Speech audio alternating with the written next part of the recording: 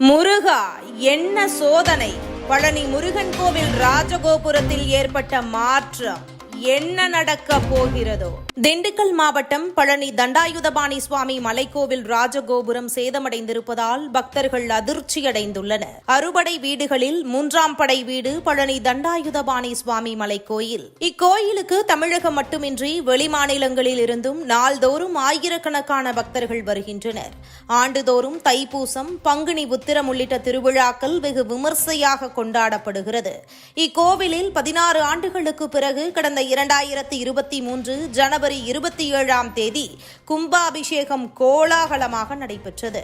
கும்பாபிஷேகம் நடந்து 1.5 ஆண்டுகளே ஆகியிருக்கும் நிலையில் தற்போது ராஜகோபுரத்தின் உச்சியில் ஒரு பகுதி உடைந்து சேதமடைந்திருக்கிறது. இதனை கண்ட பக்தர்கள் அதிர்ச்சி அடைந்துள்ளனர். மேலும் கோபுரத்தை சீரமைக்க வேண்டும் என பக்தர்களும் கோரிக்கை விடுத்துள்ளனர். இதுகுறித்து கோவில் அதிகாரிகள் கூறும்போது, ராஜகோபுரத்தில் உச்சியின் ஒரு பகுதி சேதமானது உண்மைதான். அப்பகுதியை சீரமைக்க நடவடிக்கை எடுக்கப்பட்டுள்ளது. மேலும் கோபுரம் சேதமானதால் பரிகார பூஜை மற்றும் கோபுர சீரமைப்புக்கு பின் சிறிய அளவில் கும்பாபிஷேகம் நடத்துவதற்கும் திட்டமிட்டிருக்கிறோம்.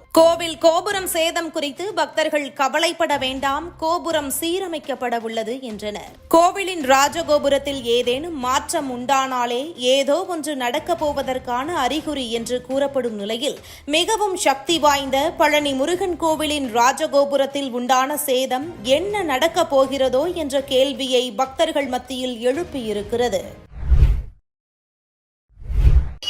இன்னைக்கு நேரத்தில் இல்லைங்க, காலங்காலமா துண்டு வருது. என்கவுண்டர் எடுக்கக்கூடாதுங்கிறது என்னுடைய கான்செப்ட். ஏன்னா ஆமா, அதாவது அந்த சட்டத்தை எடுக்கக்கூடாது, என்கவுண்டர் இருந்துதான் இருக்கணும். அப்படின்னாதான் ஒரு குற்றத்தை வந்து ஒரு பயம் இருக்கும். இல்ல பயமா போயிடுது. இப்ப எதை செஞ்சாலும் நீங்க கோர்ட்டுக்கு போறோம், வாய்தா போடுறாங்க, வந்துடுறான் வெளியில, திருப்பி இன்னொரு தப்பு செய்யறான். அது ஒரு தடவை சொல்லலாம், 2 தடவை சொல்லலாம், 3ஆவது தடவை அவங்களுக்கு ஒரு பொறுமை இருக்குல்ல, போலீஸுக்கு ஒரு பொறுமை இருக்குல்ல. மனித உரிமை அப்படி பார்க்க போனா அவன் பண்ற காரியம் ட்ரக்ஸ் அடிச்சுட்டு என்னெல்லாம் தப்பு பண்ணக்கூடாது, அந்த மாதிரி தப்பு பண்றாரு. அப்ப அதுக்கு நம்ம இடம் கொடுக்குற மாதிரி ஆகுது. இன்னைக்கு எத்தனை வன்முறைகள், பாலியல் இன்னைக்கு நடக்குது. அந்த பிரச்சனைகளை வந்து நீங்க சட்டம் சொல்லணும்ல, சட்டம் வந்து இந்த பாலியல் வன்கொடுமைக்கு இந்த தண்டனை அப்படின்னு இல்ல, சட்டம் சொல்லணும்னு சொல்லல. எல்லாத்தையும் நீதிமன்றத்துக்கு இதுக்கு போய் தான் வேலைன்னா இன்னைக்கு எதுவுமே நடக்காது. அது வேஸ்ட். நீதிமதிக்கு வர்றதுக்கு போறதெல்லாம் பாத்துட்டு இருந்தா இன்னைக்கு ஒவ்வொரு கேஸ் உருப்படியா பார்க்க முடியாது. தப்பு செய்யறானா, என்ன தப்பு செய்யறான், அப்படியே போட்டு தப்பே கிடையாது. கெட்டவனுக்கு நல்ல இல்ல, நீதிமன்றம் தானே. ஒரு தடவை தப்பு செஞ்சுட்டு வராலே பிடிக்கிறது யாரு? போலீஸ்காரங்க தானே பிடிக்கிறாங்க. 1க்கு 3 தடவை அவன் தப்பு செஞ்சுட்டு தப்பிச்சு வர போய் தான் அவனை போடுறாங்க. எடுத்தோன்னு ஒருத்தனை என்கவுண்டர் யாரையுமே போடுறது கிடையாது. சில குற்றங்கள் சில இதுக்கு எக்ஸ்பிரஷன் பண்ணி பாக்குறாங்க. சரி, திருந்துவான்னு ஒரு சான்ஸ் இருக்கு. ஒரு எல்லா சம்பந்த, அதாவது ஒரு தன்னை அறியாம செஞ்சிருக்கான்னு ஒரு சான்ஸ் இருக்கு. அதெல்லாம் பாக்குறாங்க. ஒரு 2-3 தடவை பார்த்துட்டு தான் போலீஸ் எடுத்து சொல்றாங்க. எடுத்தோன்னு நம்ம போலீஸ் வந்து தவறுன்னு சொல்ல முடியாது. அவங்க அந்த மாதிரி இருக்க போய் தான் நீங்க கொஞ்சம் பயம் இருக்கு. இல்லடா போய் பயம் போயிருக்குமே. இப்ப இந்த ஆம்சாங் அவர்கள் மர்டர் நடந்தது. ஆமா, கண்டிப்பா கண்டிப்பா கண்டிப்பா கண்டிப்பா. ஒரு 26 பேர் கைது பண்ணி, அதுலயே ஒரு 2 பேரை என்கவுண்டர் பண்ணிட்டாங்க. இப்ப இந்த சிசி ராஜாக்கும் தொடர்பு இருந்ததுன்னு முதல்ல சொன்னாங்க. இப்ப இன்னொரு எஸ்பி வந்து அவருக்கு தொடர்பு எல்லாம் கிடையாது, எனக்கு என்கவுண்டர் ஆனார்ல இந்த சிசி ராஜா, அவரை வந்து என்கவுண்டர் பண்ணும்போது தொடர்பு எல்லாம் கிடையாது, எங்களை தாக்க வந்தாரு, நாங்க வந்து என்கவுண்டர் பண்ணிட்டோன்றாரு. நீங்க இது வந்து இல்ல எப்பவுமே இல்ல என்கவுண்டர்ல அரசியல் இருக்கும்னு பாக்குறீங்களா, எப்படி பாக்குறீங்க? இல்ல, என்கவுண்டர் அரசியல்லாம் இருக்குது. உங்களுக்கு சாதாரண ஒரு பொதுமக்களா இருந்து ஒரு வியாபாரியா இருந்தா இவ்வளவு தூரம் போகாது. இதுல ஏதோ பொலிட்டிக்கல் இருக்குங்கிறது உண்மை இருக்கு.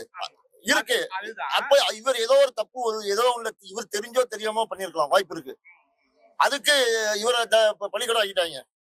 அது என்ன மேட்டருங்கிறது தான் இன்னும் வெளியே வராம இருக்கு. கண்டுபிடிக்கிறாங்க. ஆனா இது அடிப்படையில தான் இந்த என்கவுண்டர் எல்லாம் நடக்குது. இந்த ஆம்சாங் கொலையில வந்து ஏதாவது பின்புலம், அரசியலுக்கு பின்புலம் இருக்கும், அதை மறைக்கிறதுக்காக சாதாரண ஒரு பொட்டி கடை வச்சிருக்கனே, ஏதோ ஒரு பிரச்சனைன்னு வார்டு கவுன்சிலுக்கு போன் பண்றான், தலைவா அப்படிங்கிறான். அப்ப இவர் ஒரு வக்கீல் பிஎஸ்சிபில இருந்திருக்கிறாரு. அப்ப அவர் மேல ஏகப்பட்ட கேஸ் அவர் அட்டன் பண்ணிருப்பாரு. நல்ல கேஸும் அட்டன் பண்ணிருப்பாரு, ஒரு வக்கீல் கெட்ட கேஸும் அட்டன் பண்ணிருப்பாரு. அப்ப இது வந்து முன் விரோதத்தினால இந்த கொலை நடந்திருக்குங்கிறது உண்மை. எல்லாம் நடந்துச்சு, பிடிச்சிட்டாங்க, எல்லாமே சரி. இதுல இருந்தவங்க இன்னும் பிடிக்கல, இன்னும் தோண்ட வந்துட்டு தான் இருக்கு. வந்துட்டு இருக்கோம். 2 பேர் மேல இருக்கு அப்படின்றாங்க. ஆனா இதுல வந்து சம்பந்தப்பட்டவங்க 3 பேர் மேல வந்து என்கவுண்டர் நடக்குது அப்படின்னும் போது இந்த கேஸ் ஏங்க, இழுத்துல அவனை போறதுக்கு எல்லாம் வழி கிடையாது. இப்படி எல்லா கேஸும் பார்த்து இழுத்துட்டே போனா என்னைக்குதான் முடியுது? இதுக்கு ஒரு விமோசனம் கண்டிப்பா பிறக்கும். அது பிறந்தே ஆகணும். இதுக்கு முன்னால நீங்க கோர்ட்ல கொண்டு போய் கேஸ் கொடுத்துட்டு இருந்தீங்க. இப்ப ஜட்ஜே தானா முன் வந்து கேஸ் எடுக்க ஆரம்பிக்கிறாங்க. அந்த நிலைமை இந்த கேஸுக்கு மாறணும்னு நினைக்கிறேன். இது சிபிஐ அதே போயக்கூடாது. ஸ்ட்ரெயிட்டா கோர்ட்டுடைய அடுத்து எடுத்தாலும் இந்த கேஸ் முடியுமே தவிர, இல்லைன்னா இது இடியாப்பா சிக்கல் மாதிரி உன்ன தொட்ட போயிட்டே இருக்குமே தவிர, இதுக்கு நீதிபதிகளா பார்த்து முடிவு எடுக்கணும். ஆனா இதுல அரசியல் பின்புல எல்லா கட்சியும் சேர்ந்தவங்க கண்டிப்பா இதுல இருக்காங்க. ஏன்னா இவர் எல்லா கேஸும் அட்டன் பண்ணியிருக்கிறாரு. இந்த கேஸ் அந்த கேஸ் கிடையாது. நிறைய கட்சி, ஏன்னா இவர் உங்களுக்கு இது வக்கீலுக்கு பைசா தானே குறி.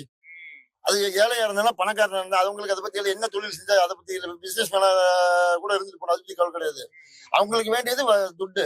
அப்ப அந்த இதுல காம்படிஷன் ஒருத்தருக்கு போட்டி வந்துருது. என் கேஸ் நீ எடுத்துட்ட, உன் கேஸ் நான் எடுத்துட்டேன். இது உள்ள போய் தான் நீங்க பின்னால இதுக்குள்ள அப்படிதான் போய் வரும். இந்த சிக்கல் அப்படிதான் வரணும். இது முன்விரோதம் காரணம் தான். இது எதேச்சியா நடந்தது கிடையாது. போலீஸும் எவ்வளவு முயற்சி பண்றாங்க, இன்னும் எவ்வளவு சீக்கிரம் முயற்சி பண்ணணும்ங்கிறது நீதிபதிகளா தானா வந்தாதான் இந்த கேஸ் நிற்கும். இதுபோன்று முக்கிய நிகழ்வுகள், அரசியல் தகவல்களை ஆழமாகவும் மாறுபட்ட கோணத்திலும் அறிந்து கொள்ள மறக்காமல் உங்கள் IND தமிழ் 24x7 பக்கத்தை பின்பற்றிக் கொள்ளவும். உங்கள் ஒவ்வொரு ஆதரவும் இதுபோன்று பல நிகழ்வுகளின் பின்னணியை அறிய உதவும்.